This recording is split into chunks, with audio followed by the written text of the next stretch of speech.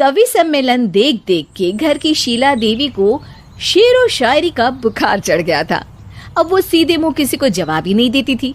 उनके पति और उनका बेटा तो काम करने घर से बाहर चले जाते थे और उनकी शायरी झेलनी पड़ती थी बहू रेणु को।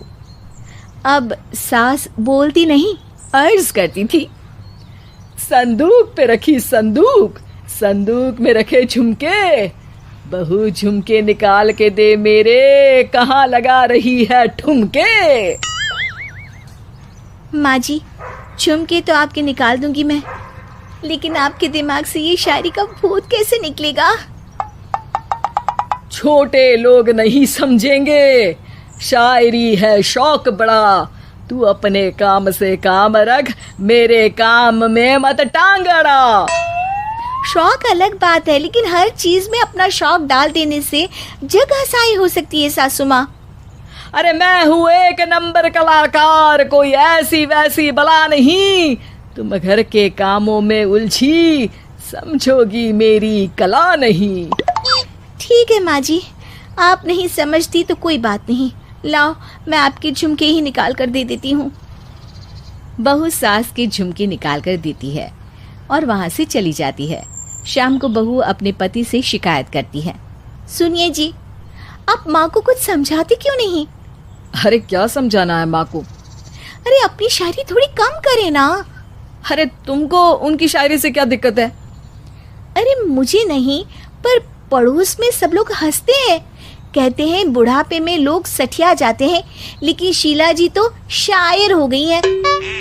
अरे लोगों का काम है कहना, लोगों की बातों का क्या टेंशन लेना।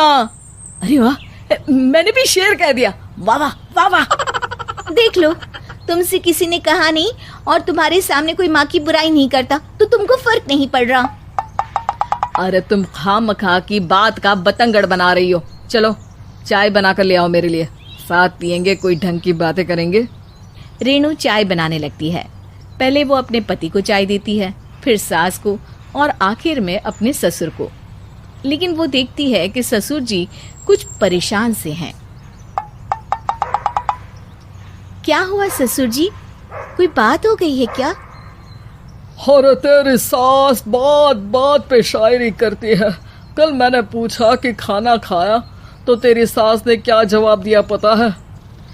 अरे गलती की और आरोपी ने कोड़े खा लिए फटाफट, खाना तो नहीं पर पकोड़े खा लिए झटाझट। अब बता क्या जवाब दूं इस बात का? वो तो सभी से शायरी में ही बात कर रही हैं, मुझे भी समझ में नहीं आता कि क्या करूं मैं। बेटा उसको उसी की भाषा में जवाब देना पड़ेगा। मैं तो आम बातचीत में भी उसके सामने कुछ नहीं बोल पाता, शायरी में क्या बोलूंगा भला। ससुर ने जैसे ही कहा कि उसको उसी की भाषा में जवाब देना पड़ेगा, बहू को ये बात जच गई। अगले ही दिन वो शायरी की कुछ किताबें लेकर आई और शायरी की प्रैक्टिस करने लगी ताकि सास को उन्हीं की भाषा में जवाब दे सके। उसने दिन रात एक कर दिए। एक दिन सब साथ में बैठकर टीवी देख रहे थे, तभी रेणु सबके लिए बिरयानी बनाकर लाती है, लेकिन सास को बिरयानी भाती नहीं। कौवा करता काऊ काऊ, चिड़िया बोलती ची ची, इतना खराब बिरयानी बनाई है कि मुंह से निकले छी छी। बस इसी मौके का तो बहू को इंतजार था, क्योंकि अब बहू सास को उसी की भाषा में जवाब देने के लिए तैयार थी।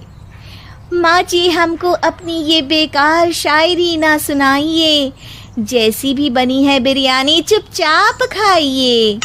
ससुर जी और रेणु के पति ने रेणु का जवाब सुनते ही जोर से ताली बजाई और सास ने जब रेणु का शायराना जवाब सुना तो उनके गले में बिरयानी अटक गई। बहू ने एक और शायरी का तीर छोड़ा। शायरी में बहू के सामने सास हो जाएगी ढेर, क्योंकि सास मारेंगी एक शेर तो बहू मारेगी 1.25 शेर।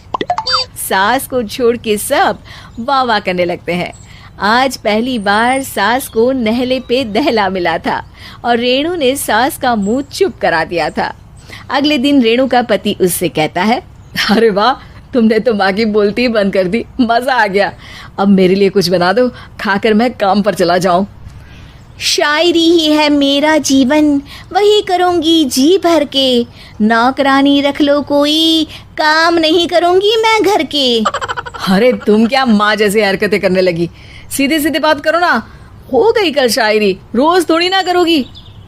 शीशी भरी गुलाब की पत्थर पे फोड़ दो, जो मुझे शायरी से रोके उसके कान मरोड़ दो। पति घबराकर वहां से चला जाता है और बाहर उसके पिताजी के पास जाकर बैठ जाता है। दोनों अपनी बीवियों की शायरी से परेशान है। ससुर को पछतावा होता है कि क्यों उसने बहू को सास की भाषा में ही जवाब देने का आइडिया दिया। अब तो घर में दो दो शायर हैं। दोनों एक साथ दुखी स्वर में कहते हैं, हम दोनों की ही बीवियां जब से शायर हो गई है, क्या बताएं, जिंदगी एक फटा हुआ टायर हो गई है।